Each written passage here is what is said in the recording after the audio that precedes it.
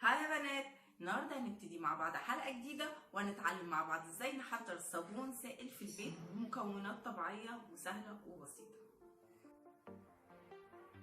للي اول مره يشوفني النهارده، انا شيماء وبنزل لكم فيديوهات على قناتي زادي ايوستر. كل اسبوع بعلمكم تحضروا منتجات العنايه الشخصيه والمنزليه والتجميليه بشكل طبيعي وصحي وموفر للفلوس. قبل ما نبتدي حلقه النهارده، حابه بس الفت انتباهكم واعمل لكم مقارنه ما بين سعر الصابون العادي الموجود في الاسواق والصابون السائل. هنلاقي ان الفرق في السعر واضح وصريح والسبب غير معروف. مثلا لو جبنا صابونه زي دي سعرها تقريبا 5 جنيه، دي صابونه غسيل الايدي او تغسلي بيها ايديكي او تستخدميها وقت الاستحمام. وفي صابونه ثانيه انا بحب استخدمها على بشرتي لان بشرتي دهنيه، ودي تقريبا سعرها 25 جنيه، دي صابونه امتنان. طبعا الصابون اللي احنا بنستخدمه على وشنا غير الصابون اللي بنستخدمه لغسيل ايدينا والاستحمام. طبعا دي بتختلف على حسب طبيعه البشره، سواء دهنيه او جافه او مختلطه.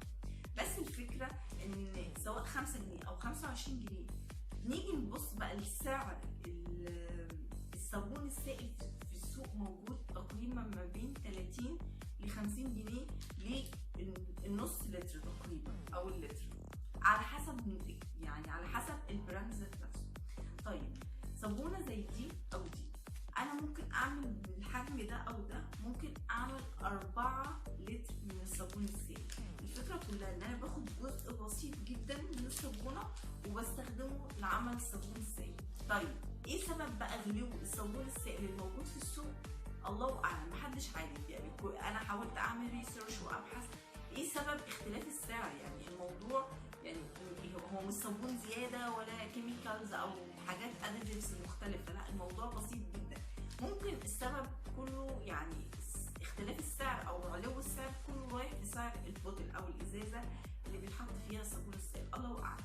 فالفكره النهارده ان احنا هنحضر صابون سائل بكميه بسيطه جدا من السوب بار ده، من البار ده هناخد بس منه جزء بسيط جدا. بقيه المكونات موجوده في معظم بيوتنا، مش يعني مش هتحتاجي حاجه غاليه او حاجه غريبه. حتى لو مش موجوده عندك ممكن تجيبيها من عند اي اقرب عطار بسعر بسيط جدا. فصابونه زي دي ب5 جنيه تقدري تعملي منها 4 أو 5 لتر من الصابون السائل. كمان الميزه الثانيه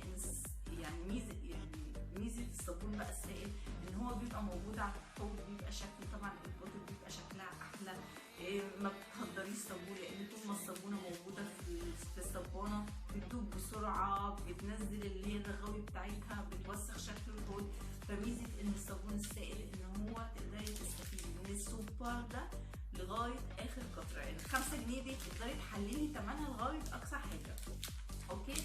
وكمان الصابونه دي هي غاليه شويه، اوكي مش مشكله، دي الصابونه طبعا بستخدمها على وشي، بس انت متخيله 25 جنيه اقدر اعمل بيها من 4 ل 5 لتر من الصابون السائل. فطبعا هكون حللت كل قرش فيها. وكمان اللتر يعني ممكن النص، يعني جزء زي ده ممكن اعمل منه نص لتر، يعني تقريبا قول من 7 ل 8 جنيه. 7 ل 8 جنيه صابون سائل لوشي، فده يعني اتس جود ديل. يعني انا موافقه، ما عنديش اي مشكله. ولان احنا الايام دي في فتره تغيير الطقس ما بين الصيف للخريف للشتاء، في ناس بشرتها بتختلف او بتتغير مع تغير الطقس. يعني في ناس بتبقى بشرتها دهنيه في الصيف تبقى جافه في الشتاء. فطريقه النهارده تقدري تغيري في الوصفه على حسب طبيعه بشرتك. مش لازم الصابون اللي انا هستخدمه النهارده هو الصابون اللي يكون عندك عشان تقدري تحضري نفس الوصفه، لا، اي نوع من انواع الصابون اللي بتفضليه لجسمك او لبشرتك تقدري تستخدميه في وصفه النهارده، ومش هيحصل اي فرق ما بين وصفتي عن وصفتك. يلا بينا نبتدي حلقه النهارده ونتعلم ازاي نحضر صابون سائل في البيت بمكونات طبيعيه انت اللي بتختاريها، واضافات تقدري تحطيها او تشيليها زي ما انت تحبي. والمكونات اللي هنستخدمها النهارده تبقى موجوده في بيتك، او حتى لو عندك واحد او مكون او تاني مش موجود تقدري تشتريها من عند اي عطار بسعر بسيط جدا.